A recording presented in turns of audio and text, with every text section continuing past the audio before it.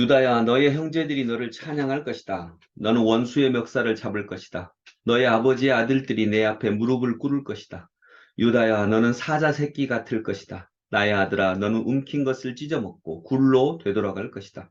엎드리고 웅크리는 모양이 숫사자 같기도 하고 암사자 같기도 하니 누가 감히 범할 수 있으랴. 임금의 지휘봉이 유다를 떠나지 않고 통치자의 지휘봉이 자손 만대에까지 이를 것이다. 권능으로 그 자리에 앉을 분이 오시면 만민이 그에게 순종할 것이다. 그는 나귀를 포도나무에 매며 그 암나귀 새끼를 가장 좋은 포도나무 가지에 맬 것이다. 그는 옷을 포도주에다 빨며 그 겉옷은 포도의 붉은 즙으로 빨 것이다. 그의 눈은 포도주 빛보다 진하고 그의 이는 우윳빛보다 힐 것이다. 아멘. 네, 오늘 이 본문은요. 49장은 야곱이 12아들들에게 축복한 그 유언인데 그 중에 오늘 8절부터 12절은 유다, 넷째 아들 유다에게 한 찬양입니다. 여러분, 유다라는 말 자체가 무슨 뜻입니까? 유다라는 말 자체가 찬양이란 뜻입니다. 8절에 유다야, 이름 자체가 찬양입니다. 찬양하라. 8절, 유다야, 너의 형제들이 너를 찬양할 것이다. 여러분, 유다는 이스라엘 역사에서 실제로 장자의 역할을 합니다. 왜 그렇죠? 가장 크게는 예수 그리스도께서 유다 지파입니다. 예수님이 유다 지파이죠. 그래서 10절의 뒷부분에 보면 권능으로 그 자리에 앉을 분이 오시면 만민이 그에게 순종할 것이다. 이것은 우리의 구원자 예수 그리스도를 예견하고 있다라고 볼 수 있습니다. 또한 구약에서는 이스라엘을 역사 속에서 정치적으로 실제적으로 구원한 다윗 왕이 유다 지파입니다. 그리고 여러분 지금 현재는 이스라엘 사람들을 유대인이라고 부르잖아요. 왜 유대인이라고 부를까요? AD 70년 이스라엘이 다 디아스포라, 전 세계로 흩어지는 디아스포라를 당했을 때 지금 남아있는 이스라엘 사람들은요, 11지파는 다 흩어졌습니다. 혼혈이 되고 문화가 섞이고 종교가 섞이고 언어가 섞여가지고 다 없어져 버렸는데 유다 지파만 문화와 언어와 신앙을 그대로 지켰습니다. 유다 지파도 혼혈이 됐습니다. 그런데 그러함에도 불구하고 신앙과 언어와 문화를 지켰습니다. 그렇기 때문에 지금은 나머지 11지파는 사라졌고요. 유다 지파만 남아있기 때문에 이스라엘 사람들을 유대인 이렇게 부르는 것입니다. 유다는 바로 그런 특징이 있죠. 근데 이 유다가 형제들의 찬송을 받을 것이다 라고 아버지 야곱이 축복합니다. 왜 그럴까요? 왜 유다는 형제들의 찬송을 받을 만한 일일까요? 찬양을 누구든지 받고 싶죠. 근데 찬양을 받으려고 하면 반드시 짐의 문제에 허덕이게 됩니다. 누구든지 이 인생을 살아갈 때 짐이 있습니다. 근데 이 짐의 문제를 해결해 줄 때에 우리는 찬양 받을 만한 사람이 되는 것입니다. 유다는 베냐민이 모함을 받아서 요셉이 형님들이 변했는지 형님들이 진정으로 회개했는지 그걸 보기 위해서 베냐민을 도둑으로 몰죠. 이 도둑으로 몰았을 때 베냐민이 이제 억울하게 종이 될 처지에 있는데 이때 그 짐을 진 사람이 바로 유다입니다. 베냐민을 데리고 가지 않으면 아버지가 죽습니다. 그래서 내가 베냐민 대신 종이 되겠습니다. 그리고 베냐민을 아버지께 돌아가게 해주십시오. 이렇게 부탁을 하죠. 이 짐을 대신 져줍니다. 그렇기 때문에 유다는 찬양받는 형제가 되는 것이죠. 찬양을 받기 위해서는 우리는 보통 권력을 얻든지 돈이 많아지든지 그러면 야, 저 사람 대단해. 이렇게 찬양이 그러니까 위대해지고 부자가 되고 힘이 있어져서 찬양 받으려고 하는데 성경이 말하는 찬양은 그의 짐을 져주는 것일 때 일어나는 자연스러운 삶의 태도입니다. 그의 짐을 져주는 거죠.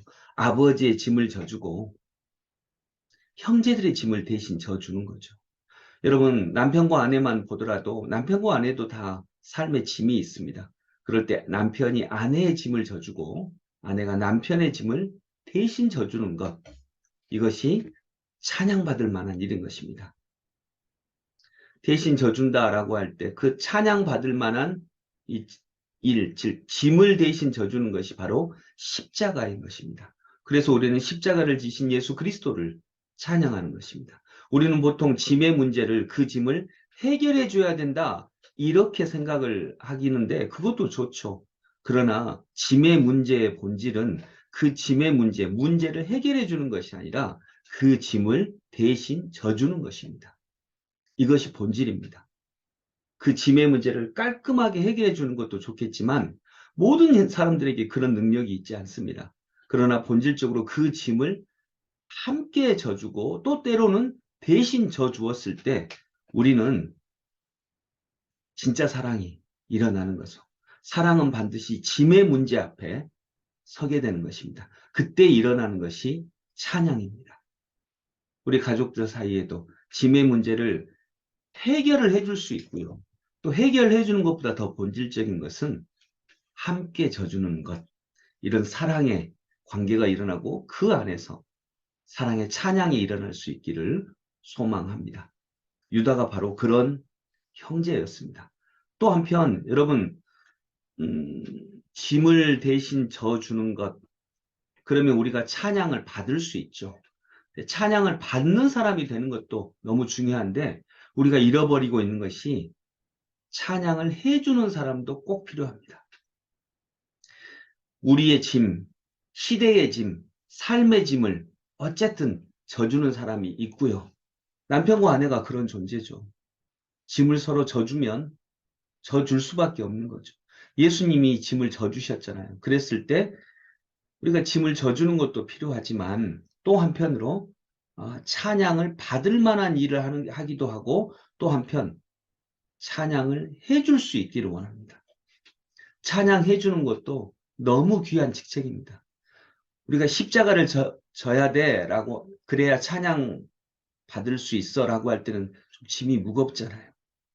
뭐 그럴 수 있으면 더 좋고요. 그런데 그것까지는 못한다 할지라도 우리가 자연스럽게 삶의 짐의 문제에 허덕이는 사람 또 그 짐을 지고 묵묵하게 걸어가는 사람을 찬양해 주는 존재도 될 수 있기를 소망합니다. 서로 찬양을 해주고 또 찬양을 때로는 내가 십자가의 은혜로 그 짐을 받고 찬양을 받고 이것이 삶입니다. 찬양을 해주고 격려해주고 위로해주고 사랑해주고 사랑받고 이것이 삶의 본질입니다. 문제를 해결할 뿐만 아니라 그 문제를 해결할 수는 없다 할지라도 그 문제를 함께 지고 가는 것 함께 나누어지는 것. 예수님이 수고하고 무거운 짐진 자들아 다 내게로 오라. 내가 너희를 쉬게 하리라 라고 말씀하셨잖아요. 그 쉬게 한다는 것이 예수님이 그 짐을 대신 져주시겠다는 것입니다. 예수님은 삶의 문제를 해결해 주셨을 뿐만 아니라요. 실은 어떻게 해결이 됐나? 어떻게 사라졌나? 주님이 대신 져주신 것입니다. 여러분 우리가 어떤 사람의 짐을 대신 져주려고 할 때 신비한 일이 일어납니다. 그 짐이 사라집니다. 무거운 짐을 같이 지면요. 한 사람의 삶을 파괴시킬 만큼 무거운 짐인데 그 짐을 같이 지면 물론 짐은 있지만 어느 순간은 사라집니다. 여기서 사라진다는 것은 하나도 없다는 게 아니라 걸어갈 만큼 충분한 무게가 됩니다. 즉 사라지는 것입니다. 왜냐하면 그 짐을 예수님이 대신 져주십니다. 우리가 한 사람의 짐을 같이 져주면 두 사람이 지는 게 아니라 세 명이 집니다. 왜냐하면 예수님이 그 사이에 계시기 때문입니다. 그리고 예수님이 훨씬 많이 지십니다. 예수님은 십자가로 함께 하시니까요. 그럴 때 어느 순간 그 짐이 사라지는 것을 믿습니다. 해결되는 게 아닙니다. 사라집니다. 그런 삶의 신비가 분명히 있습니다. 여러분 그런 삶을 위해서 우리가 찬양하고 찬양받고 그 사이에 사랑이 일어나고 짐의 문제를 해결하는 게 아니라 짐의 문제를 해결하려고 했는데 어느 순간 그 사랑 때문에 주님의 십자가로 인해서 짐이 사라져버리는 은혜, 이런 은혜까지도 누릴 수 있기를 소망합니다. 그리고 11절, 12절은 좀 일반적으로 해석하기가 어려운데 막 그 포도나무에다 암나귀 새끼를 메고 포도주로 옷을 빨고 이것은 어떤 얘기냐면 그 귀한 포도주로 옷을 빨 만큼 풍성한 은혜를 얻을 거다라고 하는 것입니다. 유다에게 이런 풍성한 은혜가 있을 것이다 라고 이렇게 야곱을 통해서 하나님께서 축복하시는 장면입니다. 우리 삶이 서로 찬양을 하고 찬양을 받고 사랑을 주고 사랑을 받고 또 짐을 함께 나누어지고 그러다가 예수님의 십자가의 은혜로 그 짐이 사라지기까지 하는 은혜 속에 그런 풍성한 은혜가 있기를 소망합니다. 함께 기도합니다. 아버지 하나님, 삶은 짐의 문제 앞에 있습니다.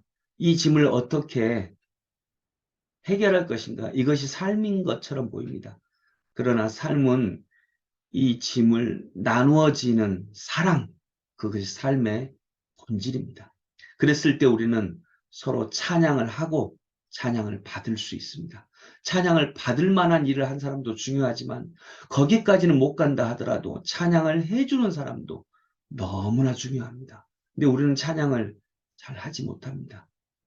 그 사람이 교만해질까 봐 못한다라고 합니다. 하나님 그러나 믿고 서로 찬양을 주고받을 수 있도록 하여 주옵소서. 그랬을 때 짐의 문제가 해결되면 좋겠지만 해결되지 않을 때도 있습니다. 그러나 우리 사이에 사랑이 흐른다면 그 짐은 함께 지고는 갈 수 있습니다.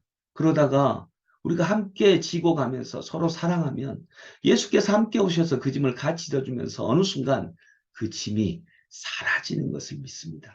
아버지 그런 사라짐의 은혜를 우리가 누리고 사랑하게 하여 주옵소서. 찬양을 받고 찬양을 주게 하여 주옵소서.